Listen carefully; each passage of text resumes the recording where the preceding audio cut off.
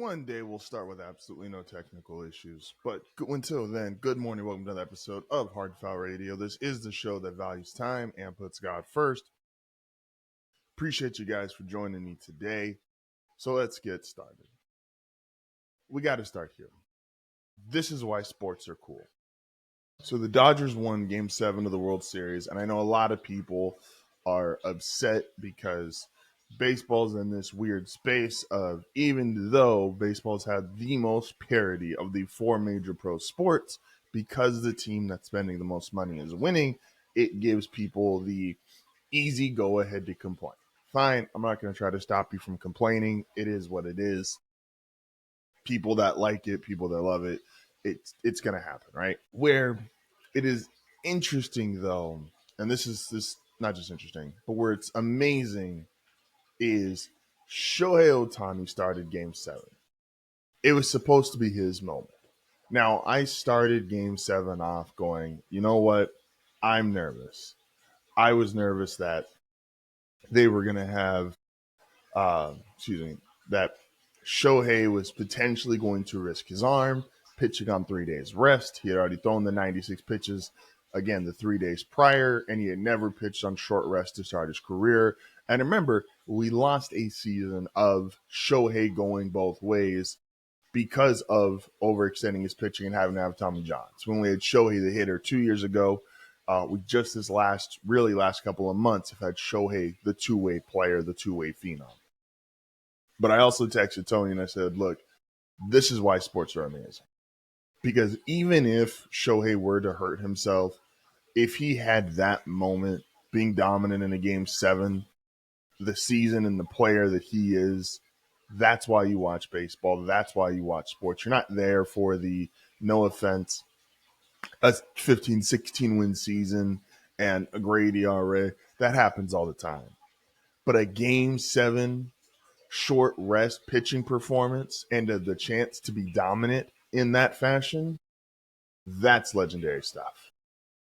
And so I was all here for Shohei. Fun thing happened, and this is, again, why sports are amazing, is Shohei didn't do that. You know who did and was amazing? Yoshinobu Yamamoto, who came in as the Dodgers needed him late in the game after throwing a complete game in Game 6, something that should not be physically possible. And he went out there, and not that he necessarily dominated, but he got the outs that the Dodgers needed.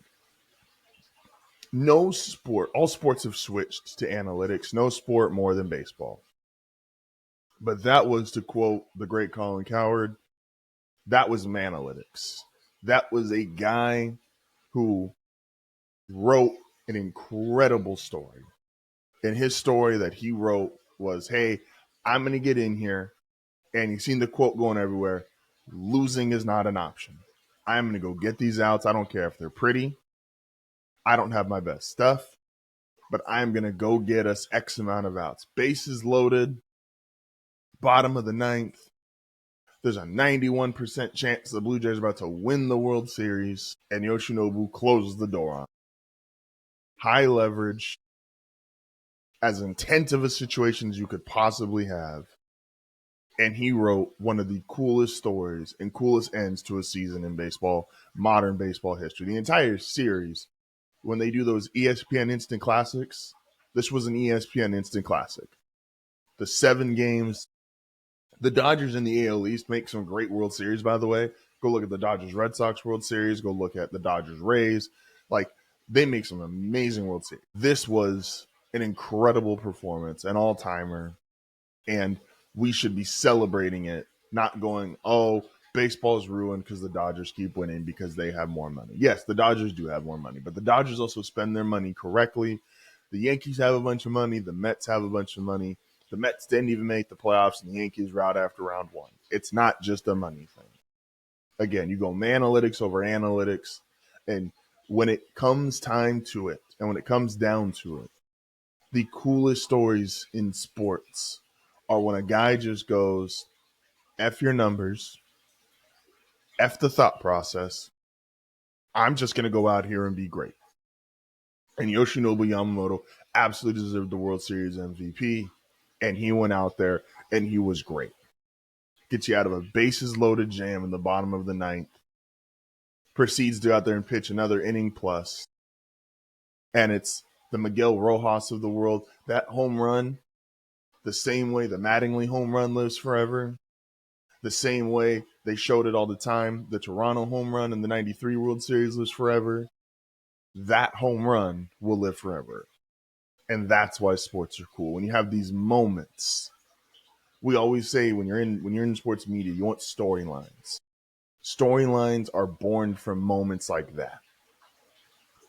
The guy who's out of everybody in that Dodgers lineup, Ohtani, the Freeman, Mookie Betts, out of everybody that's there, and Miguel Rojas is the guy, that was cool. That was sports. That was postseason baseball. So shout out to the Los Angeles Dodgers, back-to-back World Series champs. And yes, for our way too early MLB predictions, I will be picking them again. And again, remember, this Dodgers team was not as dominant as everybody. Yes, they got there in the end, and so people are going to complain about that. But this was a team Tony and I thought could set the World Series wins or set the regular season wins record. They weren't that. Toronto had a better record in the regular season.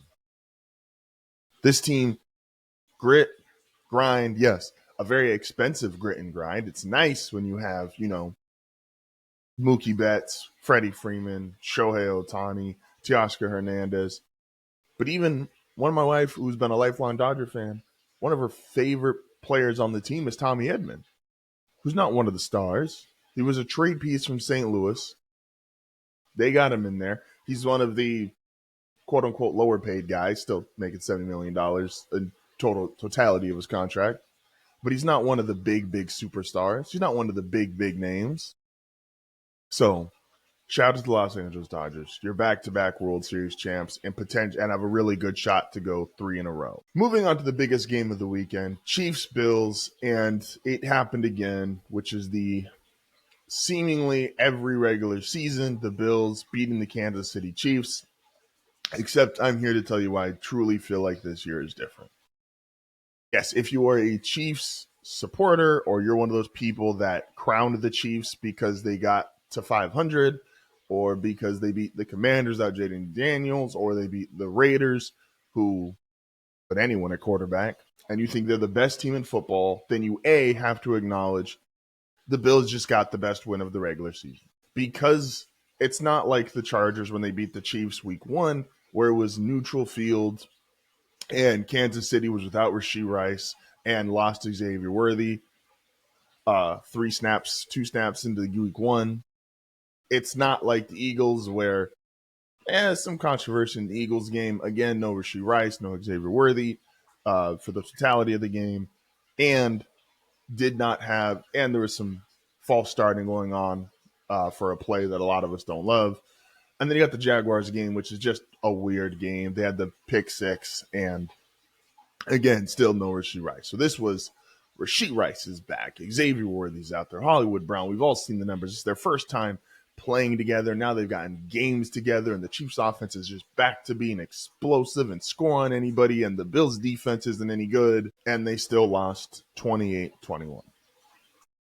Josh Allen with 23 of 26 against the Kansas City defense and Steve Spagnuolo. The Chiefs could only get 21 points of offense against the worst version of the Bills defense they've had since Josh Allen has become Josh Allen. So that's either the best win any team has had, beating the Chiefs because you thought they were the best team in football, or the reality is, and I'm here to put this, I tweeted this out yesterday before the game started, the reality is the Chiefs are about to go on a 3-game losing streak, yesterday included. I think the Chiefs are also about to struggle against the Colts, who are coming to Kansas City. I think they'll lose that game. And then it'll be the 5-5 Kansas City Chiefs against the 8-2 Denver Broncos coming off a mini bye. And if the Chiefs go to 5-6, again, everybody was, I wasn't one to kill the Chiefs when they were 0-2.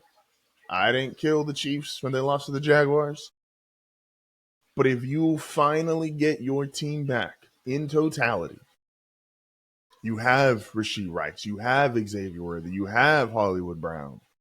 You've got, I guess, the one position you don't have is your left tackle, Simmons, but he's a rookie and he's dealing with a family situation. And who's to say that he would still be as great as he is supposed to be if he was playing, right? Like they went out and signed Moore to be a swing tackle / potentially their starting left tackle. And because Simmons fell to them in the draft, he ended up taking the starter spot. But if the Chiefs go on to if the Chiefs go to 5-6, real good chance they just don't make the playoffs. And if they do, it just shows you the cracks in this team where Chris Jones is not Chris Jones. Travis Kelce is not Travis Kelce. The namesakes are there, but the high-end Hall of Fame level play, you just don't get it for everybody week in, week out anymore. They got a handful of great games left. And if they're not the 1 seed, and Mahomes can't do Mahomesian things every single time, again, this dynasty, which give them all their credit in the world for what they've accomplished, but it is much closer to the end than the beginning. This is not 20 plus years. This is not the, I guess, want to go 18 years, be technical, of Tom Brady, New England. The Kansas City Chiefs, again, losing to the Bills as they always do, that always happens. But to not be able to score more than 21 points against this Bills defense, which is the worst version of themselves. Travis Kelce, who, yes, did have – Mahomes is going to get Travis Kelce their backyard-esque football is probably going to work until Travis Kelce can play until he's 50. But consistently play in, play out, Kelce, Chris Jones, 2/4, a half your dynasty, like the major components, Mahomes, Reed, Kelce, Jones. Half of the major components just aren't the players they once were. And so I think that loss was very, very telling. Chiefs still a really good team. They'll always be a really good team with Mahomes. But the dynasty aspect, everything going on there, 3-game losing streak is on the horizon. This is no longer the Chiefs era of football. Football has changed. It's a new era. I mean, if you want to be a part of one of the coolest, most unique communities, don't forget to like and subscribe.